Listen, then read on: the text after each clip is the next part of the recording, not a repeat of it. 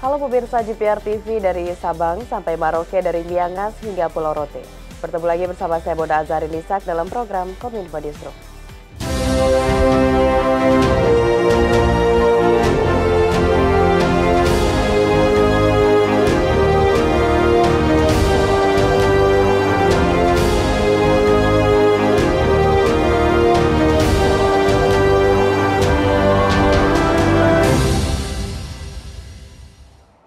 Pemirsa, kita ke informasi pertama. Menteri Pemuda dan Olahraga Dito Aryo Tejo optimis Indonesia meraih juara umum ASEAN Para Games 2023 di Kamboja. Dengan koleksi medali saat ini, Indonesia dipastikan hat-trick juara umum ASEAN Para Games tahun 2017, 2022, dan 2023.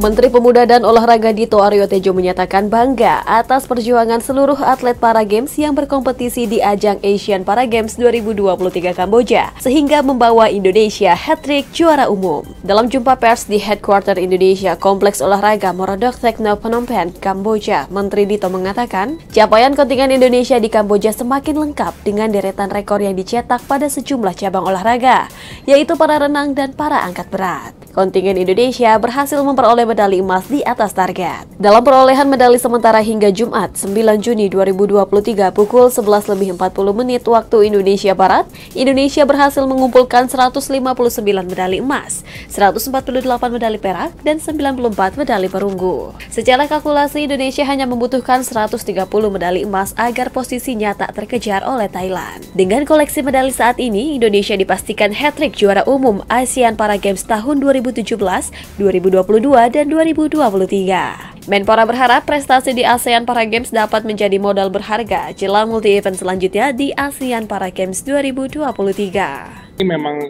jarak antara ASEAN Para Games dengan ASEAN Para Games ini kali ini jaraknya tidak terlalu jauh, hanya 3 bulan mungkin Pak ya, 2 bulan. Jadi ini suatu momentum yang sangat baik, tolak ukurnya jelas. Jadi dari tryout yang dilakukan di Kamboja tidak jauh dengan nanti yang di Cina. Jadi ini setelah pulang dari Kamboja, kita Kemenpora akan melakukan review bersama lagi dengan NPC untuk mempersiapkan langsung untuk jenjang yang ada di Asian Games. Karena kan ini juga terkait dengan persiapan kita 2024 di Olimpiade Paris. Informasi lainnya pemirsa, Indonesia akan memiliki produksi baterai litium kendaraan listrik pada tahun 2025. Dengan memiliki baterai litium, Menko Maritim dan Investasi Luhut Binsar Panjaitan menegaskan bahwa Indonesia sebagai negara berkembang tidak akan lagi diatur-atur oleh negara maju.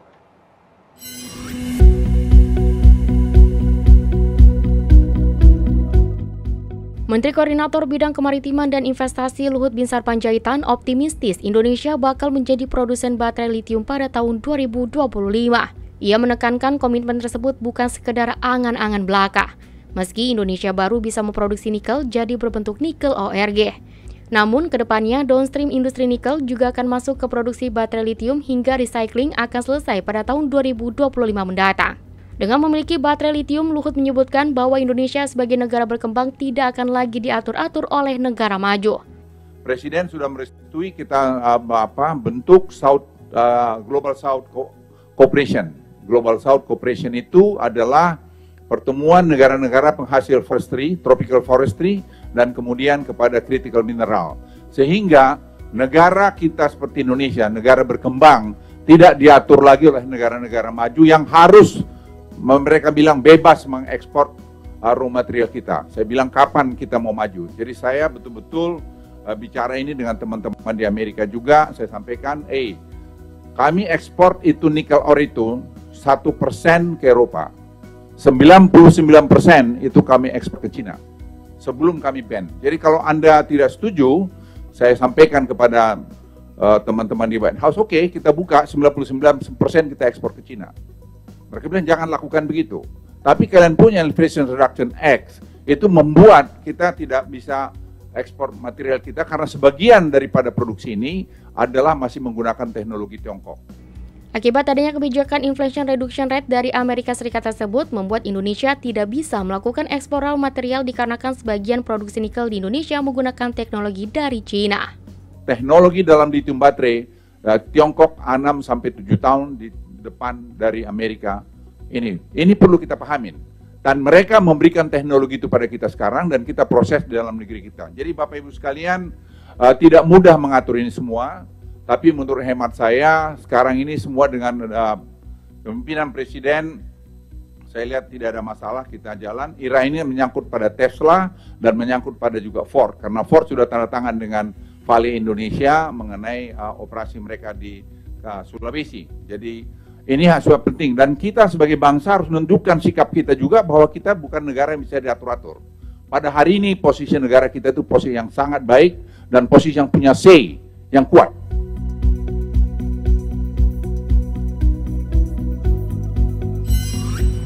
Setelah melalui perundingan selama 18 tahun, Indonesia dan Malaysia mencapai kesepakatan perbatasan laut di Selat Malaka dan Laut Sulawesi. Kesepakatan ini bagian dari sejumlah kesepakatan yang ditandatangani dua negara dalam lawatan Presiden Joko Widodo ke Malaysia. Usai 18 tahun tidak kunjung selesainya permasalahan batas teritorial Indonesia-Malaysia, akhirnya pada tanggal 8 Juni 2023, pemerintah Indonesia dan Kerajaan Malaysia sepakat menyelesaikan negosiasi tersebut. Presiden Joko Widodo dalam keterangannya kepada awak media usai melakukan pertemuan empat mata dengan Perdana Menteri Malaysia Anwar Ibrahim di Putrajaya, Malaysia menyampaikan bahwa ia berharap proses negosiasi lainnya dapat segera diselesaikan dalam waktu dekat. Kedua negara juga menandatangani nota kesepahaman terkait perjanjian lintas batas, sertifikat halal dan promosi investasi. Perlindungan pekerja migran Indonesia juga menjadi pembahasan antar dua negara di kawasan Asia Tenggara tersebut. Yang pertama, saya menyambut baik penyelesaian negosiasi batas laut teritorial di Laut Sulawesi, di Selat Malaka bagian selatan, setelah 18 tahun proses negosiasi. 18 tahun. Bisa diselesaikan. Ini alhamdulillah.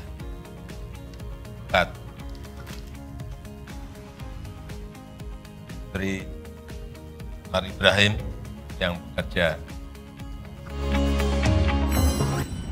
Pemirsa, memasuki hari ke-18 operasional pelaksanaan ibadah haji, pemerintah melalui Kementerian Agama terus mengimbau para jemaah, khususnya para lansia untuk tetap menjaga kesehatan dan menghindari aktivitas di luar ruangan. Hal ini dikarenakan kondisi cuaca di Madinah sedang dalam kondisi terik dengan suhu mencapai 42 derajat Celcius. Koordinator MCH Pusat Penyelenggara Jemaah Haji Pusat Dodo Murtado dalam keterangan persnya mengimbau para jemaah, khususnya para lansia, untuk tetap menjaga kesehatan dan menghindari aktivitas di luar ruangan. Hal ini dikarenakan kondisi suhu di Madinah sedang dalam kondisi terik yang mencapai 28 hingga 42 derajat Celcius dan di Mekah mencapai 35 hingga 43 derajat Celcius. Mengingat suhu di Makkah yang lebih panas, kami imbau kepada jemaah, khususnya jemaah lanjut usia, untuk senantiasa menjaga kesehatan, meminimalisasi aktivitas yang menguras tenaga seperti umrah sunnah berkali-kali.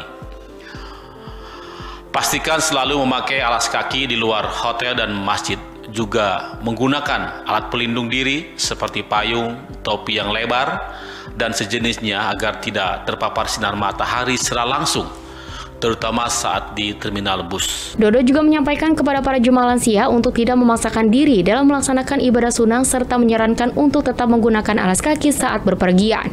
Para jemaah juga disarankan untuk tetap mencatat nama dan nomor pemondokan sebelum berangkat beribadah di Masjid Nabawi. Kemudian beritahu dan catat nomor kontak petugas penyelenggara ibadah haji di pemondokan. Berdasarkan sistem informasi dan komputerisasi terpadu atau Siskohat hingga Kamis 8 Juni 2023 pukul 24 waktu Indonesia Barat, jumlah total kedatangan jemaah haji Indonesia di Arab Saudi berjumlah 106.000 orang atau 205.000 orang kelompok terbang. Pemirsa, setelah jeda kami akan kembali dengan informasi lainnya. Tetaplah bersama Kominfo Newsroom.